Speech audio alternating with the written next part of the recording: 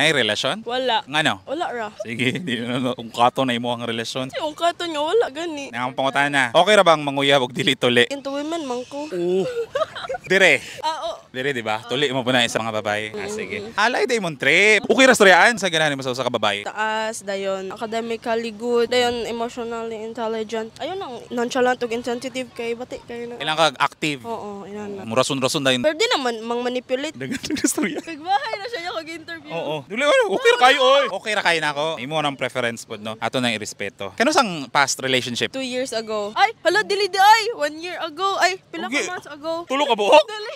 Nay 2 years, nay 1 year, das nay pila ka months. Ay mo nagikalimtan, kaya naka-move on na ka. Di na ka ganahag balikan. Memory sa Facebook ang magpabalo na ako. Last year na dahil eh. Unsay nakita mo sa last relationship? Ay, isa tanan cheating man, gol. Sila? Dili Sure. ako, boy. Oh, yeah, ako rin confirm. If mag-cheat gani, dili magpasako. Harap-harapan kayo. What way ni mo nasakpan? Kanang halata kay nga maslide og storya. Nana ka ebidensya. Oo. Daghan kay screenshot. Pati kay matago kay masakpan man. Imo i-confront may sala. Ay wala ra to. Anana dito. I-manipulate pa ka nga manipulator naman ka.